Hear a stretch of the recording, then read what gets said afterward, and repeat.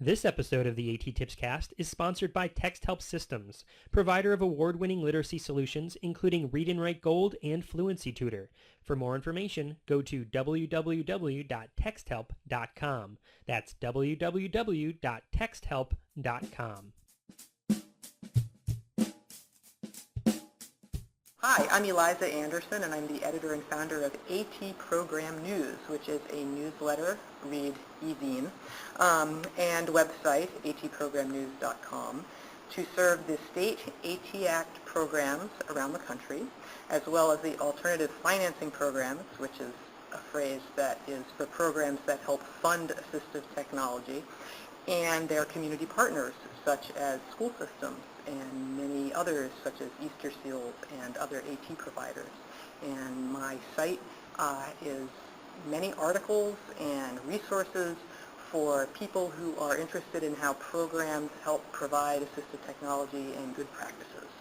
So come to atprogramnews.com, subscribe, and also consider contributing. Thanks so much.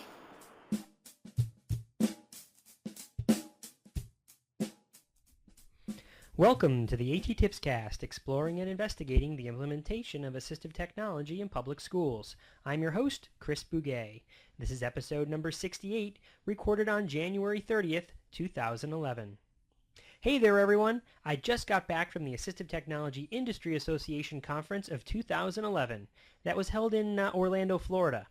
Once again, a number of educators got together at the conference to share resources in a rapid-fire event known as the A.T. Smackdown. Again, people like Dave Hohulin, Karen Janowski, Brian Wojcik, and a host of others share different tools they find useful to help educate students. This time, I got to be there, live, in person, to participate in the sharing, and I got to record the event. I didn't have any fancy-dancy microphone on me. I only had a little lapel mic, and during the Smackdown, the mic got bumped around quite a bit. So some of the audio quality might be, well, a little bit unfortunate, but it's not too bad. I did my best to clean it up for you. I'll have the names of everyone who shared along with the corresponding tools over at the blog AT.TIPSCAST.wordpress.com. If you're using any of these tools, let us know how you're using them by leaving a comment over at the blog and sharing your experiences. I hope you enjoy the Orlando AT Smackdown of ATIA 2011.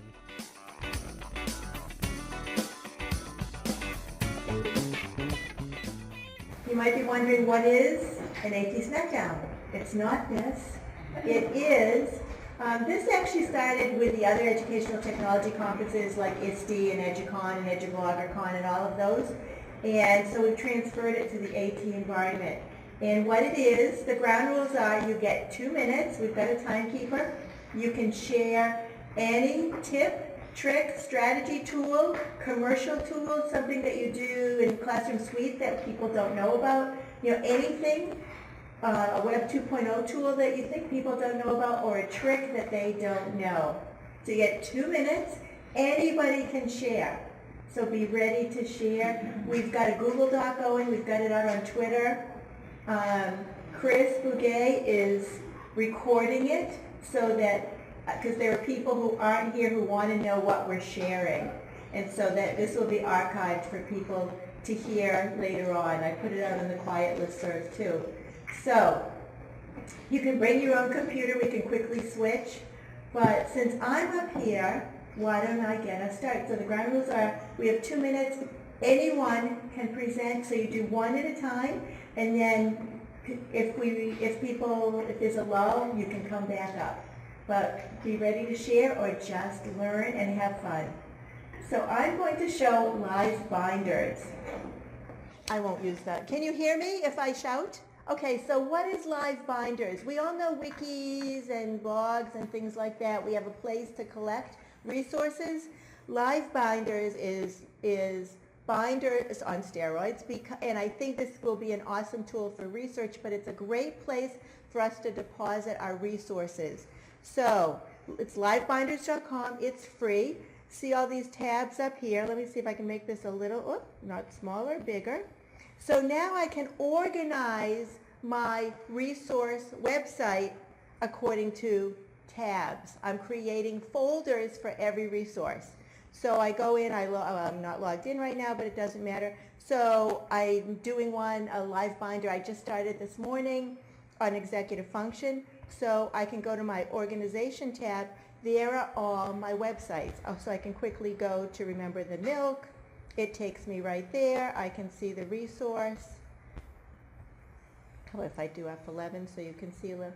So it's, and what you do is you add the Livebinder toolbar icon to your toolbar, and then, so let's say I want to add something to my organization tab.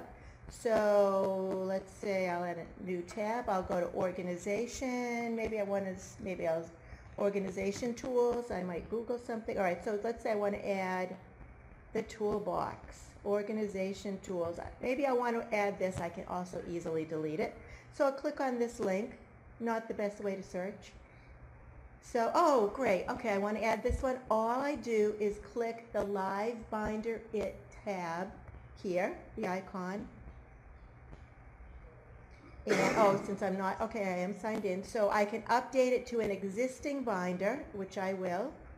And I'll scroll down. I want to add it to my sub-tab of organization. So now it will show me my tabs that I've created. Add to existing binder. And then there's a countdown of 10 seconds. And do I have 10 seconds? No, you're done. Okay, done. And it goes so quickly. And now it will be there in that folder. It's so awesome. I'll just need to update. Okay, done. Who's next? All right. This is not a new tool, but it might be new to you. I don't know if any of you use Posterous as a tool for your classrooms, but if you do not, this is one of the absolute easiest tools for writing that you could ever hope to imagine. Posterous is a free blogging, or it's a free blog rather, but instead of having to go in on the back end and type up a whole thing and save it and publish it to your blog, all you have to do is email it. It will take text, it will take video, anything. This is one that I did with Karen just as 2 minutes ago. We started this, I did it from my cell phone. Okay, so Karen was welcoming this. But all you have to do is have a cell phone. If your kids have camera phones, all they have to do is text a message, email a message to post@posterous.com. Whatever email address it's sent from, it's going to automatically create an account for them. They can go ahead and sign in. I love this. Think about going on those class trips somewhere and you have students who are struggling writers. You're going to the museum. We always had to write out, what were the 3 things that you learned from going to this trip? Well, instead of doing that, your students could interview one another or be interviewed. Send the video back. So your struggling writers have a different way of expressing their knowledge of the content and what they learned. Or how many of the kids text faster than you can typewrite? Or keyboard, pardon me, I'm really old. But that would be another way that they could get their information up. They could share about a classroom topic. You'd have a classroom one. And it works the same way as a regular blog does as well. So a lot of possibilities here. Yes? Can you only send from a certain email address though? How do your kids? I have multiple email addresses on my account. So I have it that it comes from a lot of different, I have actually 2 different email accounts. I don't know, I've never tested the maximum. Hi, I'm Cheryl Oaks, and on Twitter I'm Cheryl Oaks 50, and it was nice to meet a whole bunch of my followers. Yahoo! This is just recently been made available. I'm going to go to just hopefully google.com, and I'm going to search estuary, and over under advanced search, we now have reading levels. And so for anyone who's trying to search a document, search articles online, you can tell Google to look for basic reading level. Move down and go to the advanced search. Once you're there, it shows you your searches that are basic, intermediate, and advanced. I can view all the reading levels, which is really important for students, because then it shows, under each title, it tells you if that's an advanced reading level, basic reading level, and students can easily take charge of their learning. And I'll give you the time. minute for to spare.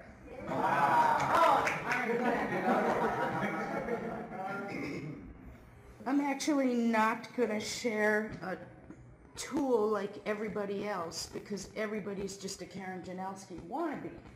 But in my email this morning, something came that I thought it would be fun to share. Wikispaces just announced the 10 best education Wikispaces of the year just this morning. And I have one in a queue because we don't have any internet in here. So this is the one that won for education. And what they've done is reviewed Web 2.0 tools, how to use them, how they're applying them, and gave them scores and grades and so forth. So, sorry that I'm having a little graphics thing here, so I can't. But you can see what they've done is put in resources, how-tos, how to apply in the classroom. And I don't know about you guys if you're using Wiki or Wikispaces.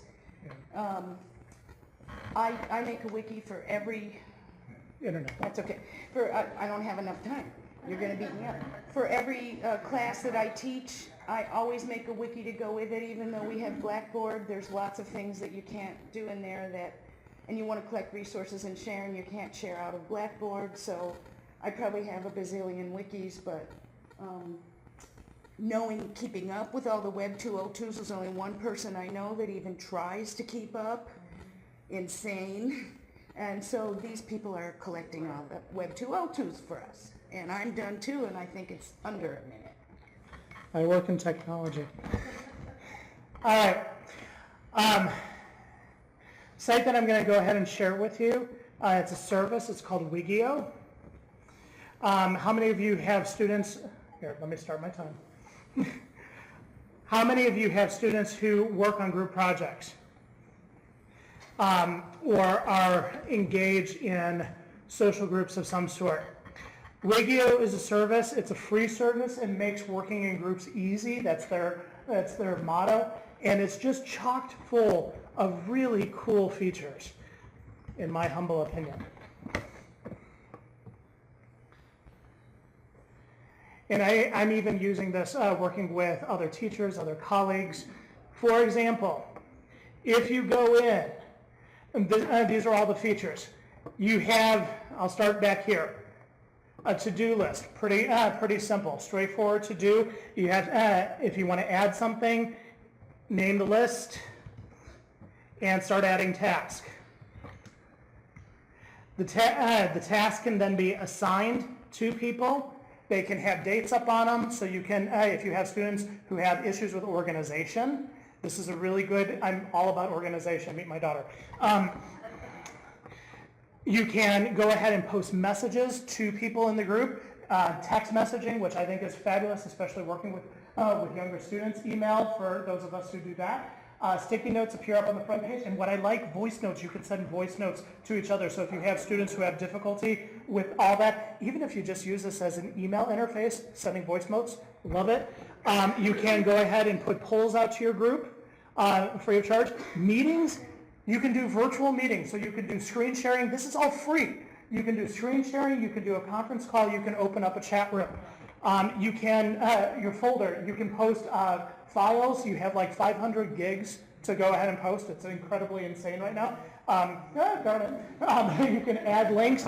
And finally, any of your to-dos will go ahead and go on your calendar. And so if you're using Google Cal or anything that accepts an iCal extension, it will go ahead and import that right in there. And all of your to-dos go on there. You can do events, and you can assign those things to various people so that various subgroups can only see certain things if you want to go there.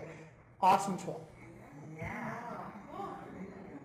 Karen, you're signed in under here already, so I'm going to use your login if that's okay. The one I'm going to show is called bit.ly, which is, at a very basic level, it's a URL shortener. You take one long URL, you paste it in, and then it shortens it by clicking right here. But what I really like about this is that when you take a long website URL, like here's that estuary one, I'm going to just copy it. I'm going to pop it over here in bit.ly.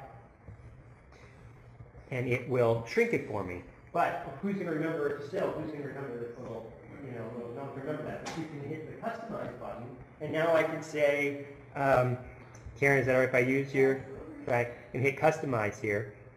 And I could say this is definition of estuary or whatever. And I have now something that if I give it out to a student, they might have a chance of remembering what that URL is, but they never did before. How much time do we have, Brian? I want to show one other thing. 1 minute. Oh, 1 minute. Great. So here's something real cool that I just discovered like last week about this. Everyone look down at your badge. Do you see the barcode there? Well, we all know about barcodes. You've all had barcodes, seen those before, right? But now you can make your own barcode. Just right here at bit.ly, right here is a link, let's say. If I just click here, it takes me to the QR code. It generates a QR code right here, which is just a JPEG. Now, those of you that use smartphones, there's a free app on like the iPod, I'm sure there's other ones, called Red Laser, the one I use. And if you take that picture of that, it'll automatically pull up the website on your phone. So just think of the implications for students who out in vocational areas. You could take these pictures, put it next to, like, say, a job, and they would take a picture and it would show the YouTube video of how to use that piece of equipment or the social skill that you need in that situation or whatever. So you can generate your own QR codes. Great. Nice. Okay, I gotta follow that up, sorry. If you like QR codes. Oh, cool. Brian, while you're setting up, your daughter could do her project online, make a QR code, print out that QR code and hand it to her teacher. Yes. That's what I do with my students next week.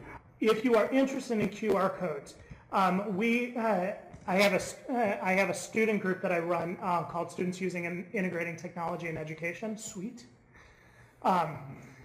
It's a sweet group. Thank you. We did a whole session up on QR codes, and there's a QR code generator out there, and you can generate not only URLs like Chris showed, but you can also put text in there. So you have up to 250 characters, and you can generate, hello, my name is Brian, and then you generate a QR code. And when you go ahead and scan that with your phone, it's going to give you the text. If you have a text-to-speech reader up on your phone, it will text that, hey, we'll go ahead and speak that out. I've done this. We went ahead and set up an entire scavenger hunt with QR codes. We gave them all iPod touches and went out, and it was the best activity. In Chrome, for example, there is a QR code extension. So if I go to a site, it's one I type often, so I apologize. And right up here is the QR code extension. If I click it, it automatically generates that QR code for that page. You can take that anywhere. You can go ahead and even tweet it out. And it's right from within Chrome. So if you like QR codes, here's some really kind of awesome ways to use it. And I'm out of time. What does QR code mean? Quick response code. They are all bad in Asia and Europe. You'll go to buildings and there are QR codes all on the side of the building. We have one on the back of our business card we need for Yes. the conference here.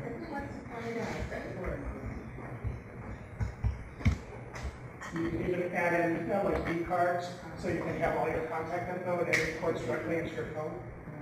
Ryan, one of the things we talked about on our team was making like t-shirts. So you can click on a t-shirt and it'll tell you everything. Hey, this is how you go to the A.T.TIPS show.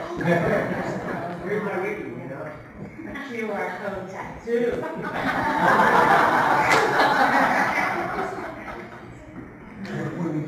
I think I see a fashion trend for next year. Hey, I'm Doug from AI Squared. We're the makers of Zoom Text. We're here at the show with a new iPhone application. It's basically an application that lets you take a picture of text, OCRs the text, and reads it back to you on the iPhone. So these are some screenshots. If you want to see it in action, come to our booth. But basically, since I've got 2 minutes here, this is the capture screen camera interface.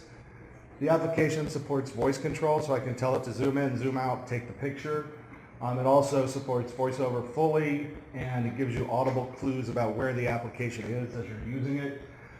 You can take a picture, you can select from the camera roll, and you can do live color filtering. So you can change the text from natural color to something like black text on a white background or white text on a background. After you take the picture, you get to see a preview of it. And like I said, this is all voice control, and the application will announce to me that it's ready to process the image. I can say to it, read the image. It'll take the picture and extract text. And it has some settings that it will use for you. You can change the font size, and much like our doc reader product, if you've seen it, we highlight a sentence at a time in a particular color. And you can change things, like I said, like font size, which you see there, color selector, speech rates. We're using nuanced voice languages. We're using ABI, OCR stuff, which a lot of you are familiar in other applications. And then when it reads it back to you, you can actually purchase multiple voices. When it reads it back to you, you can email the text to yourself, you can copy it to the clipboard, you can email the picture. Like I said, if you want to see it in action, come and see us. It's in beta right now, should be shipping in February, and the application is going to be $20. Wow. So, yeah. Wow. Everybody knows that Control, or is it Apple plus and minus, zooms your text in and out, right? If I do Control plus on my PC, it makes everything on my web page larger. What I'm sharing is Theme Font and Size Changer, an extension for FireFox. See all this stuff up here? That doesn't change. So I have this little icon up on my toolbar. I now have the option of changing the size of all that stuff up at the top. Now watch. Inside menus, and everything on my bookmarks toolbar or wherever. So that's theme. And I can also, if I want to, of course, I have a very slick way of going back again by just going in here and clicking on normal. That takes it back to where I was.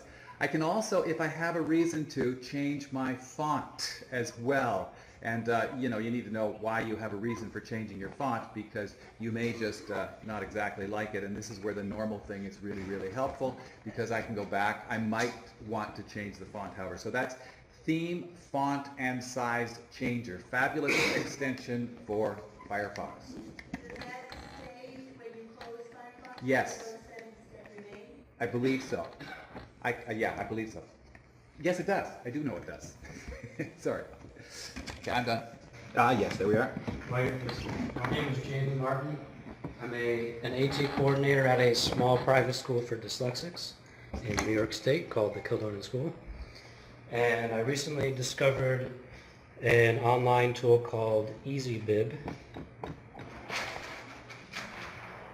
Okay, what this is a free online bibliography or citation maker.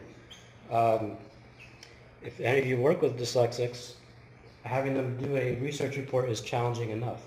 But having them remember all the MLA citations can be a little bit tricky. So I'm going to open up the New York Times website just to find an article. We'll do the first one. Police battle huge protests across Egypt. I just saw that in the news this morning.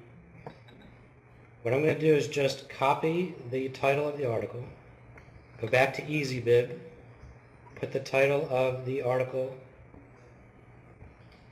in that field. I'm going to click Cite This, come down, look at my choices. Alright, just because I'm running low on time, I'm going to pick the MSNBC one. So I'm going to select that. It was published today. We'll pick that one. Never mind, I'm going to skip that because we're running low on time. And you'll see it creates the MLA citation for that article. Except it's giving me a pop-up. Go ahead. This is their ad. It's kind of funny.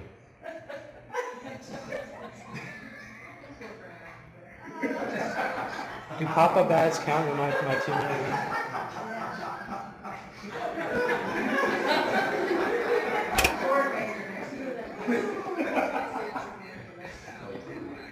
Alright.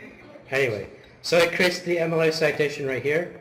Once you have a list of MLA citations, you can export it to your desktop as an RTF file into Word, and it's all in alphabetical order, so you don't have to remember all the MLA citations for every single kind of source. This is the free version. The paid version does ALA and something else. I can't remember what else. along with citations, some of our students, and since you have the New York Times article open, how many of you are using Diigo? Okay, those of you who don't know Diigo, it's a social bookmarking tool. And what does that mean? You know, when you're on a computer and you save your bookmarks to that computer, well, you work on multiple computers. What do you do when you can't retrieve your bookmarks on one computer? You use a site like Diigo or Delicious. So let me just show you. So I've got my Diigo toolbar here.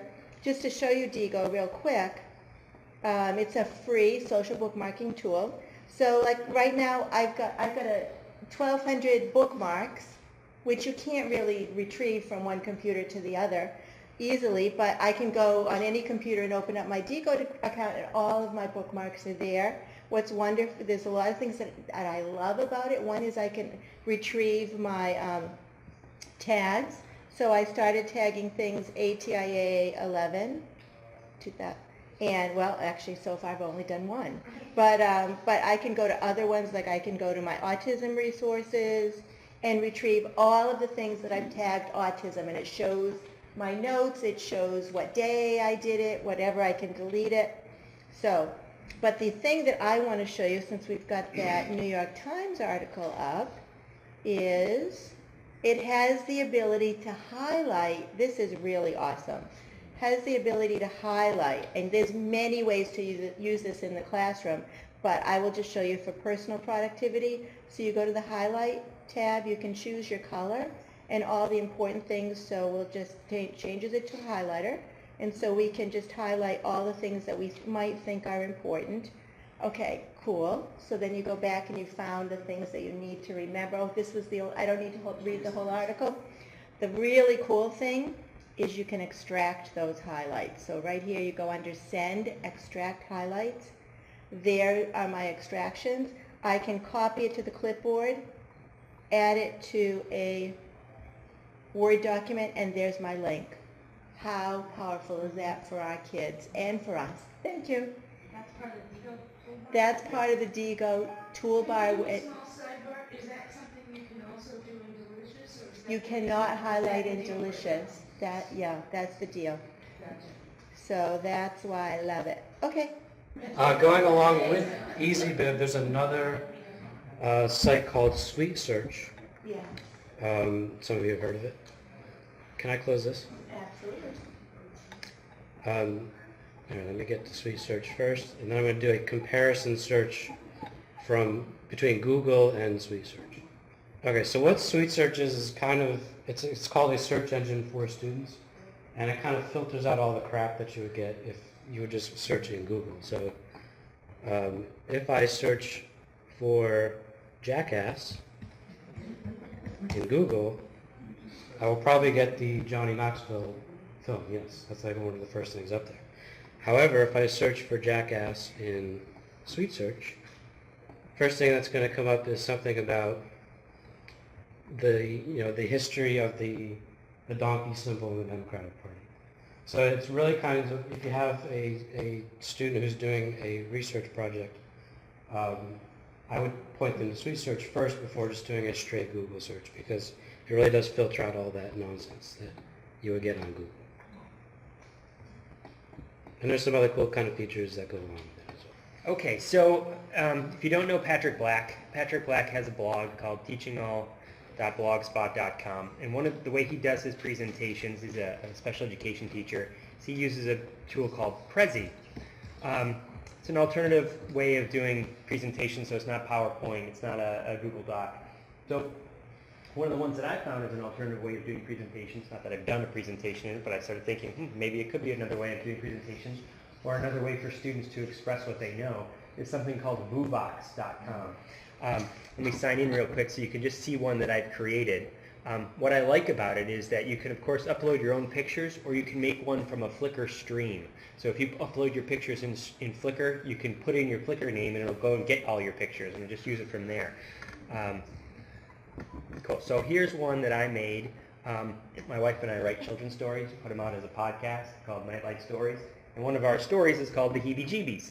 And so we took pictures of the fan art really it's my kids and me that do most of the fan art, but we made this slideshow, and we don't have the audio up, but you can put audio with the slideshow, and it's just going, and let me just back up. One other thing you could do to it, kind of like you can do in Flickr with putting hotspots over pictures, you could put hotspots over this stream. So here, I've tagged this as a hotspot that says which, and my wife is from Salem, Mass, so I put a link to, if I were to stop it and click on it, click for more, it takes me to the Salem, Massachusetts website. And I can put all sorts of hotspots all over my stream. So you've got audio, you've got video, you've got visuals, images, and it's just a new fun way to for students to express themselves. So it's vuvox.com.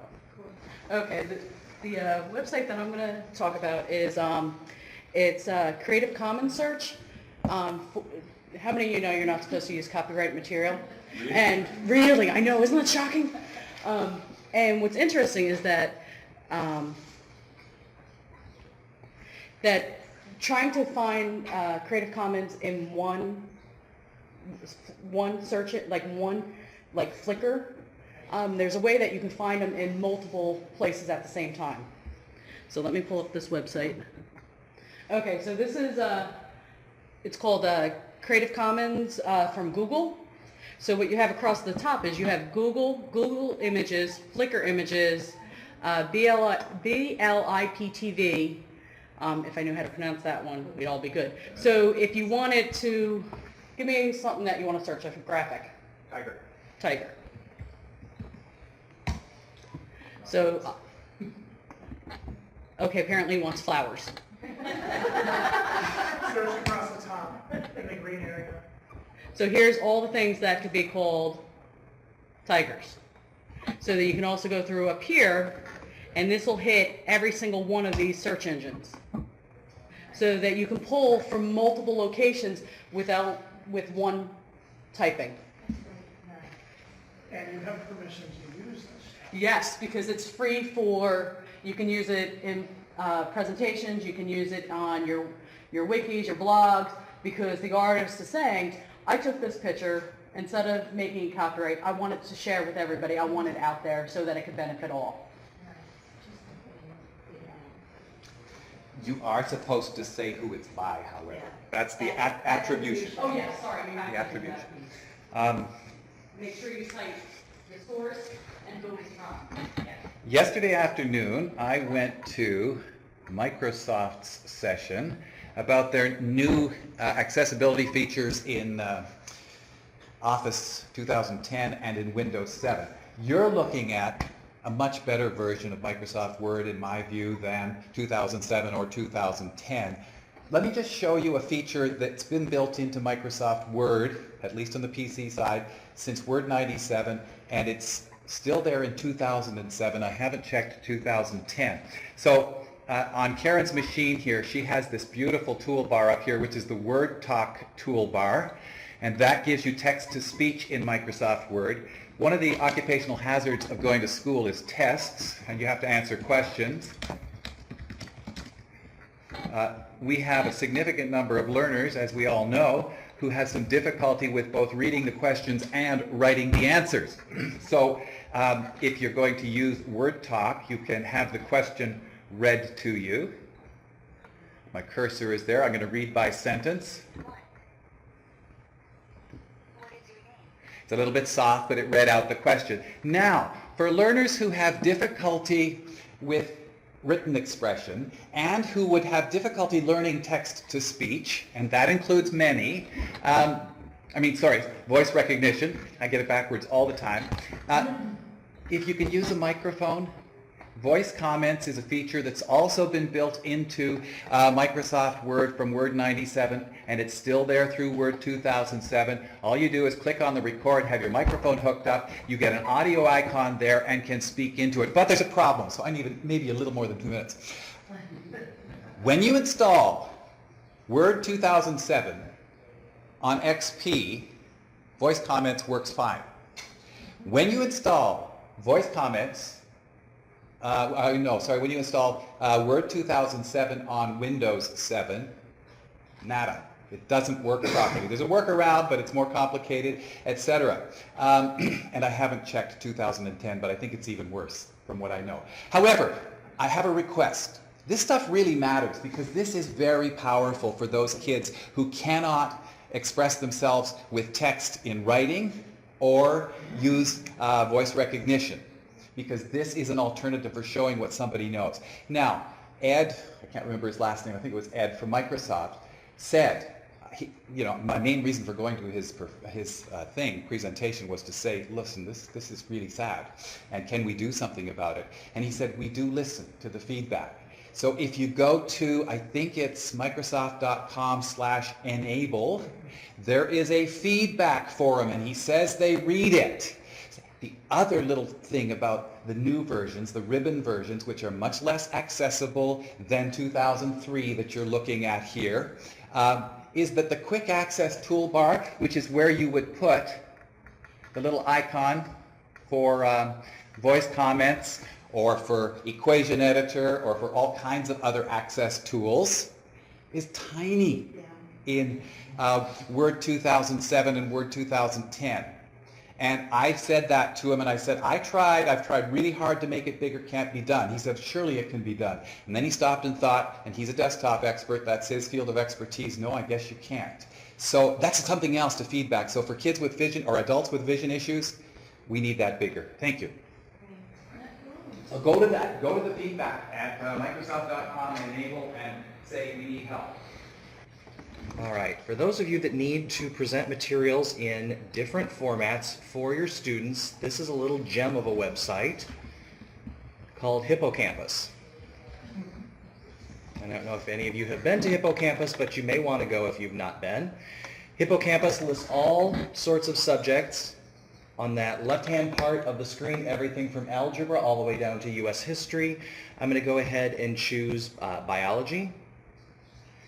When you click on one of those subjects, you either get a course tab or a textbooks tab. The course tab is going to list all these topics within biology. So if I'm looking for the water cycle, I could go click on water and life, and it's going to pull up a multimedia presentation. Water covers more than 75% of the surface of the earth. While much of it is in the oceans, lakes and rivers also contain a lot of water. And it goes through the whole thing. The algebra ones, it actually gives you a little pretest, and then it walks through the principle, and then it gives you a post-test. It's very interactive. Let me close this. The textbooks tab. So you have all of this phenomenal information presented in a number of different ways. So for me, who would have been bored stiff reading the textbook, I could have done this. The history ones will show pictures, will do music from the time, and also give you a text overview. But the textbook tab, if you click on that and happen to own one of the textbooks that's listed here, so if you own the Pearson Biology 7E textbook, it's going to give you all those topics again, but it's going to give you the page numbers that are associated with them. So if you have that textbook and you're supposed to read pages 47 through 53, the nature of water, I can go here and I can find that exact text, or those pages. Is the relationship between structure and function. In order to appreciate the chemical and physical properties of water, we... So much easier. Well, easier. So much more. I didn't have a learning disability. Well, other than being a teenager. But that would have made so much more sense to me than just reading the text out of my book. Yeah. Multiple, yep, exactly. So now we'll just take a step back and do an easy one. Photopavel. So Photopavel, how many times, for some of you who work with younger students, maybe nonverbal students, or, this is a great way to do homeschool communication. And what you do is you upload a picture, take a picture with your iPhone, whatever, and you record your voice. You email it to all of your students' parents. And there is your homeschool communication for the day. Gives them an opportunity to talk about something that they did, whatever, so it's quick and easy. Add your voice to any photo in seconds. It is really easy, very free. So that's one real quick one. And then I want to just show Shmoop. Do you know Shmoop? S-H-M-O-O-P. So this kind of goes along with Dave's. This is a great teacher resource. It's free, it's in beta, so let's say you're doing, it's especially middle school and high school topics. So you will click on the literature tab and it gives you, somebody throw out a book that you're studying. Animal Farm. Animal Farm. So we're on the A category, so we'll go to the Animal Farm resource right here. And what it does, let me just make it a little bit bigger. So it gives you tons of resources about that particular book. So you've got the intro, you've got your summary, your themes, your quotes, your characters, your analysis, your question, your it even has a teaching tab. So it's a great way to give some supplemental materials for students. Okay, 2 for 1. All seconds to spare. Yay! So readability is a little booklet or bookmarklet that you put on to your website, and this is where you will get it at lab.arc90.com.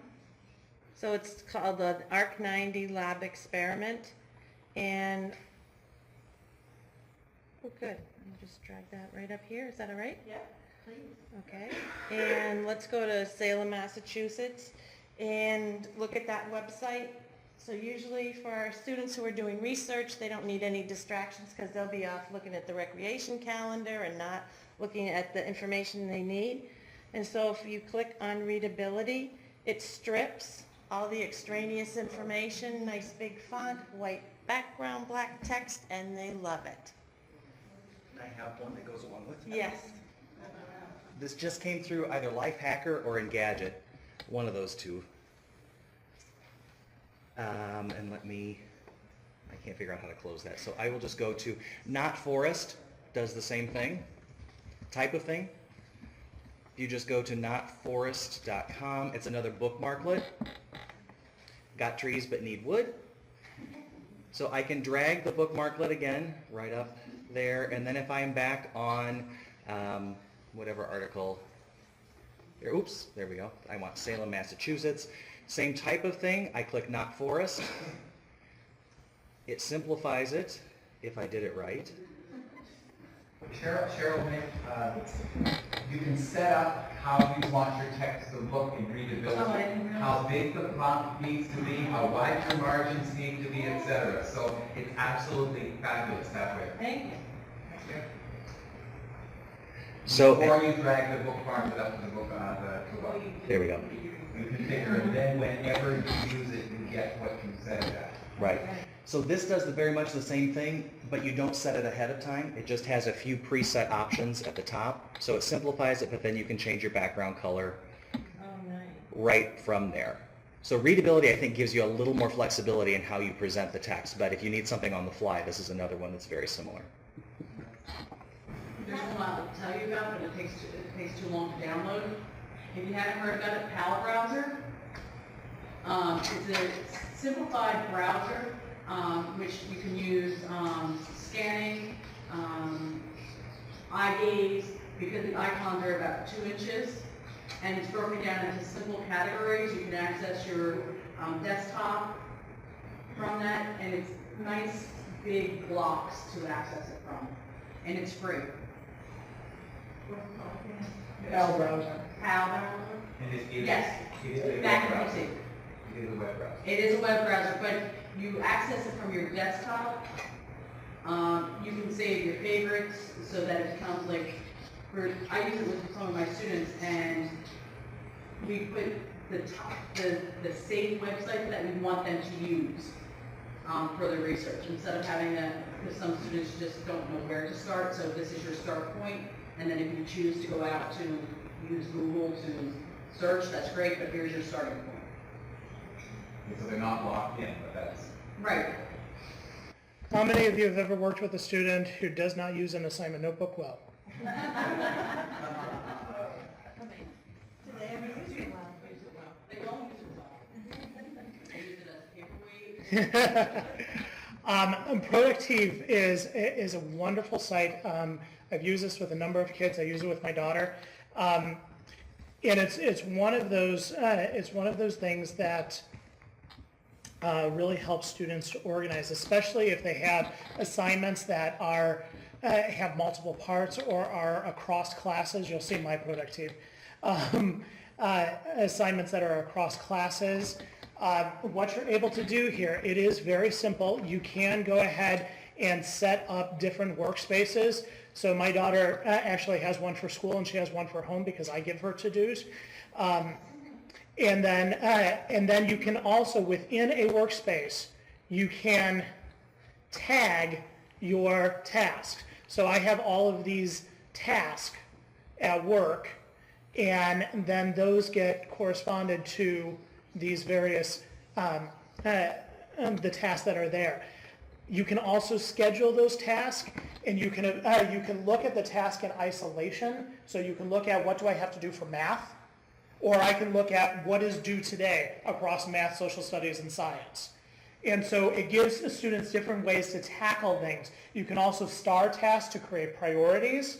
So it's a nice way for them to organize. And if they're using smartphones, they have smart apps both on the Droid and BlackBerry and the iPhone. And so it is a wonderful little tool. You can, like I said, and this also has a collaborative function to it. You can go ahead and assign it to other people. The free version only lets you have 3 people in a group though. But wonderful organization tool.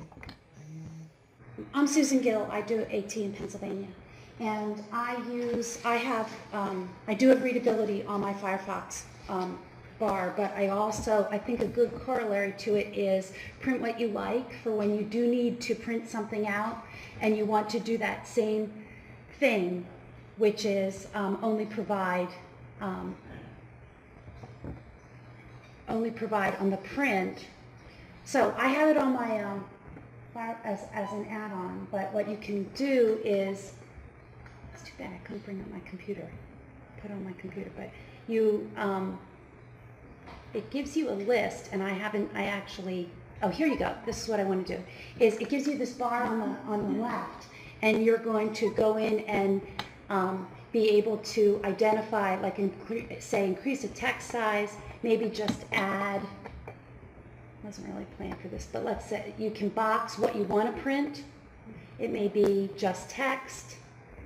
You can resize, you can save, you can tell it not to show, to hide backgrounds, you can tell it, so you can take a busy web page essentially and identify what you want to print out. And I just think that's a good print corollary to readability, so I have that on mine. The other thing that I'm using all the time, actually I'm using it today, is I'm not an organized thinker, and so something like Diigo bookmarks I can use later when I think through and tag, but in the moment I'm not organizing and tagging. So do people use Read It Later? Yes. I use Read It Later. I'll tell you how I use it, but I have it as a on my, here, Read It Later. So anything that I'm looking, all during this session, I was going to the website. I don't have time to read it. I don't know if I want to keep it forever. This happens particularly when you're reading your, your RSS feeds. You know, you see stuff and you don't really have time to read it. So you don't want to commit it to your forever stuff and organize it.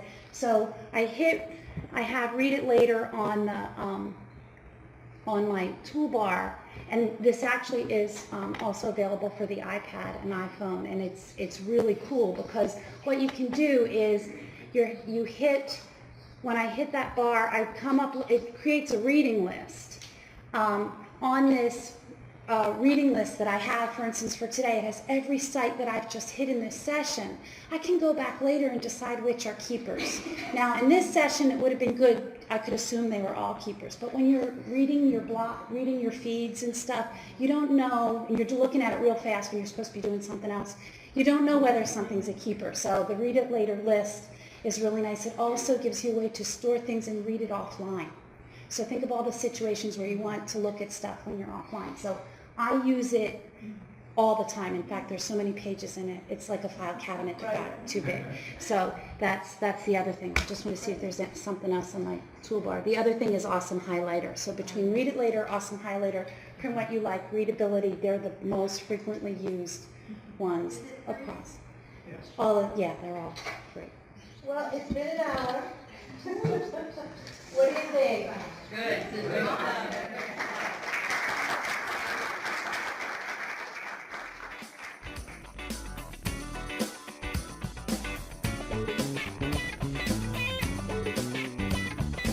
Thanks again to everyone who participated. If you end up doing a Smackdown at your state, local, regional, national, or international conference, and you record it, I'd be happy to talk to you about posting it up as an A.T.TIPSCAST episode. Also, I'd like to thank Eliza Anderson for doing the bumper that you heard at the beginning of this episode. I met Eliza during the conference, and she told us about the e-zine newsletter, atprogramnews.com, that she puts together. I hope you go over there and check it out. I think it's a fantastic resource for all things AT. Finally, I'd like to thank everyone who I got to meet and talk to during the conference. It was simply amazing to meet so many people who've read the Practical and Fun Guide to Assistive Technology, and who told me how much they enjoyed the book. Moreover, it was a bit surreal just how many people came up to me telling me the stories of how the book influenced their practice. People had story after story of how they used the book to change how they were doing things for the better. I couldn't have been more flattered, and I know if Sally had been there, she would have felt the same way. So until next time, may all your interventions be inclusive, and may all your strategies be supportive.